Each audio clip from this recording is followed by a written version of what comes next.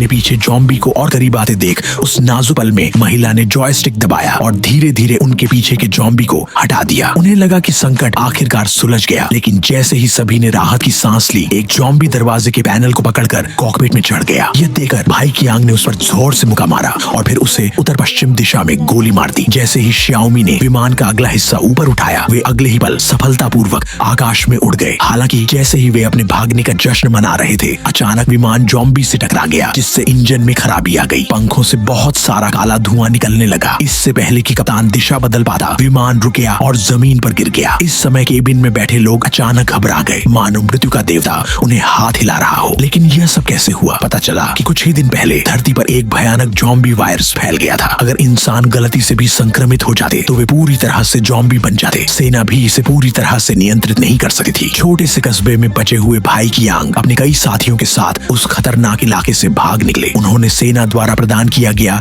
एक सुरक्षित द्वीप खोजने की योजना बनाई। केवल वहीं से उनके बचने का रास्ता मिल सकता था, क्योंकि सेना ने पास में ही बड़ी संख्या में हथियार और उपकरण तैनात कर रखे थे। रास्ते में उनकी मुलाकात अशान और उसकी पत्नी से हुई। यह देखकर कि वह महिला गर्भवती थी, भाई की आंग ने उन्हें अपनी टीम में शामिल करने का फैसला किया। हालांकि रास्ते में उन्हें बड़ी संख्या में जॉम्बी मिले। उन्होंने पाया कि जॉम्बी सेना न केवल फुर्तीली थी बल्कि बहुत बुद्धिमान भी थी। तभी विमान कई गद्दियों की मदद से जमीन पर सफलतापूर्वक उतरा और कुछ लोग बाल बाल बच गए। हालांकि नक्शे को देखकर उन्हें पता चला कि उनकी मंजिल अभी भी बहुत दूर थी और उनके पास गोला बारूद अब बहुत कम था। दशान बेहद निराश हुआ और आत्महत्या करना चाहता था, क्योंकि वह पूरी टीम के लिए मुसीबत नहीं बनना चाहता था। लेकिन काफी देर की हिचकिचाहट के बाद वह ट्रिगर दबाने की हिम्मत नहीं जुटा पाया। पता चला कि पिछली रात उसे गलती से एक जॉम्बी ने काट लिया था और अब ज्यादा देर नहीं कि वह भी जॉम्बी बन जाए। लेकिन अगले दिन भाई की आंग ने दशान में कुछ असामान्य देखा, लेकिन उसे उसके सामने जाहिर नहीं किया। जैसे ही कुछ लोग आगे बढ़े, जियाओमी ने अचानक उनके सामने एक छोटा सा घर देखा। भाई की आंग आगे बढ़कर जांच पड़ताल करना चाहते थे, लेकिन अचानक घर की हेडलाइट्स जल गईं।